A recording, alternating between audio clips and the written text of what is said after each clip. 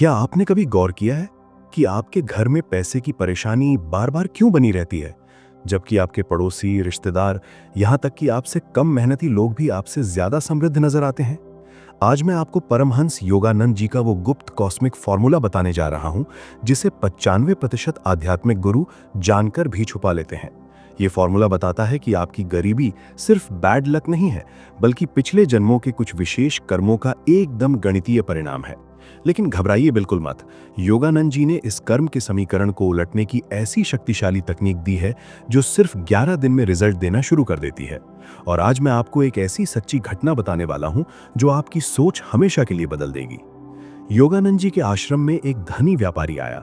उसके पास करोड़ों की प्रॉपर्टी थी, लेकिन हर निवेश में नुकसान होता था। हर बार वो जिस बिजनेस को छूता, वहां कुछ महीनों के अंदर गिरावट शुरू हो जाती। उसने कहा, गुरुजी, मेरे पास सब कुछ है, फिर भी मैं फाइनेंशियली स्टेबल क्यों नहीं हूं?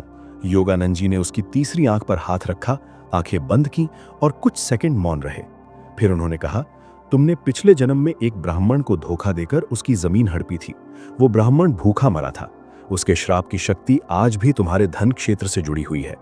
व्यापारी का चेहरा पीला पड़ गया। उसने कहा, मैं ये कैसे ठीक करूं? तभी उसी दिन एक गरीब किसान आया। वो बहुत ईमानदार था, लेकिन बेहद गरीब। मेहनत करता था, पर फसल खराब हो जाती। कभी बीमारी, कभी कर्ज, कभी कोई ना कोई संकट। योगानंद जी ने उससे कहा, बेटा, तुमने पिछले जन्म में भोजन का अपमान किया था, तुमने अन्न बर्बाद किया था और कई बार जानवरों को भूखा छोड़ा था। ये कर्म अब तुम्हें अनुभव करा रहा है। अब ध्यान दीजिए, दोनों की समस्या अलग थी, लेकिन योगानंद जी ने दोनों को एक ही समाधान दिया और दोनों की जिंदगी पूरी तरह बदल गई। अब मैं आपको वही रहस्य बताने जा रहा हूं जो योगानंद जी ने सिर्फ उन्नत शिष्यों को सिखाया था। परमहंस योगानंद जी के अनुसार गरीबी एक कंपन श्राप है। ये कोई सामान्य समस्या नहीं है, ये एक वाइब्रेशनल ब्लॉकेज है। और ये ब्लॉकेज 3 विशेष कर्म पैटर्न से बनता है। पहला है धन दुरुपयोग कर्म।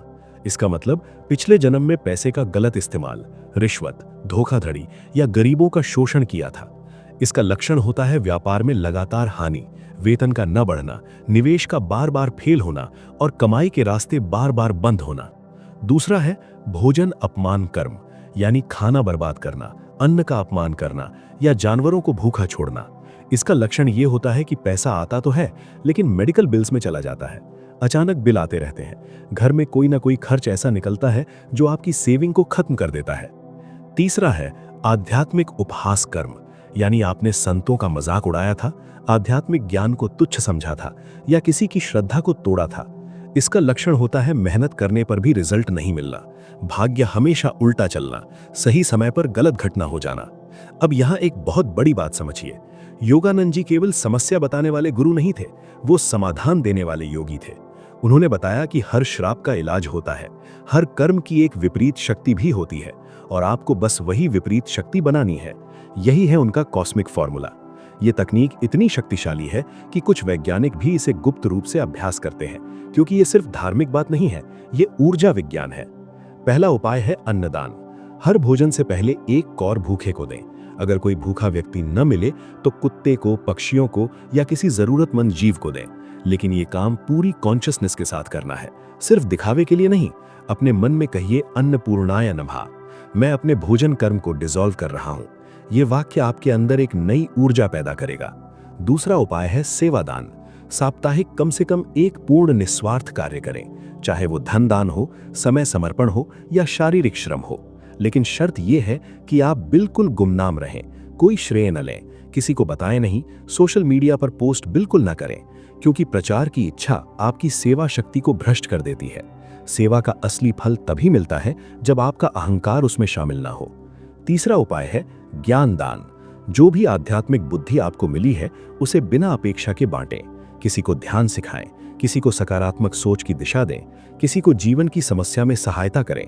लेकिन ये सब विनम्रता के साथ करें, जैसे आप कोई महान काम नहीं कर रहे, बल्कि ये आपका कर्तव्य है। अब मैं आपको वो गुप्त मंत्र बताता हूं जिसे योगानंद जी में परम सूत्र कहा था। ये मंत्र साधारण मंत्रों जैसा नहीं है, इसमें ध्वनि, संकल्प और समय तीनों का मेल है। रोज सुबह ठीक 4:30 बजे उठिए। ये समय ब्रह्म मुहूर्त कहलाता है, जब ब्रह्मांड की ऊर्जा सबसे शुद्ध होती है। पूर्व दिशा की ओर मुंह करके बैठिए, रीढ़ सीधी रखिए, आंखें बंद कीजिए और 108 बार इस मंत्र का जाप कीजिए। श्री हरि कली महालक्ष्मी नारायणाय स्वाहा।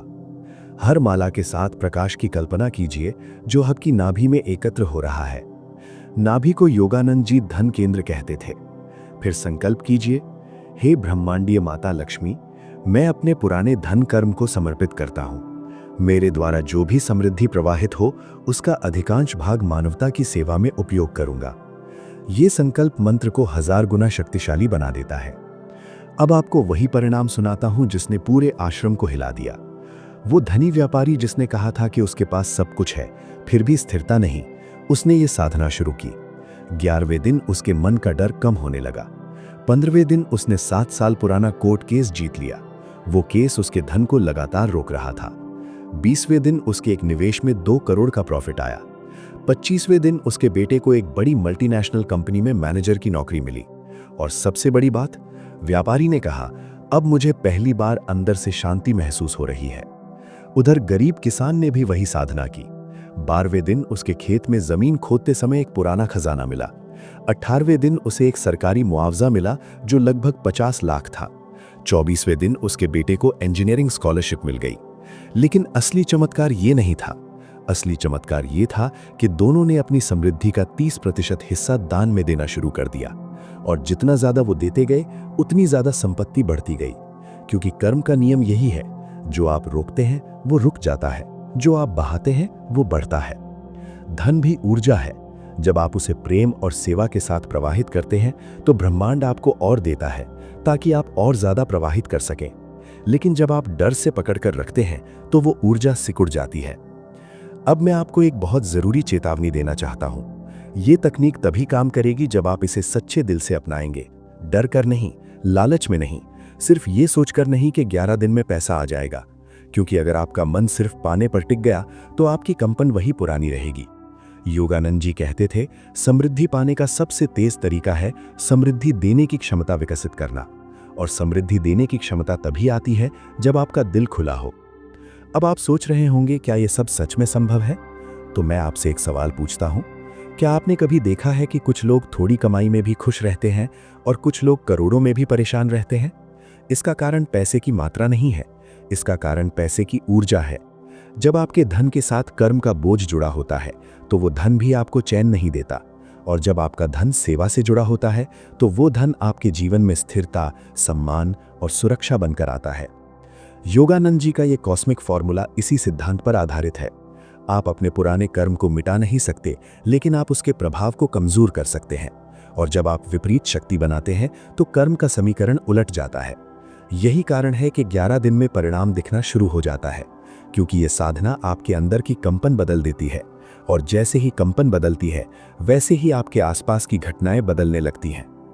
अब मैं आपको इस साधना को करने का सबसे सही तरीका बताता हूं ताकि कोई गलती ना हो।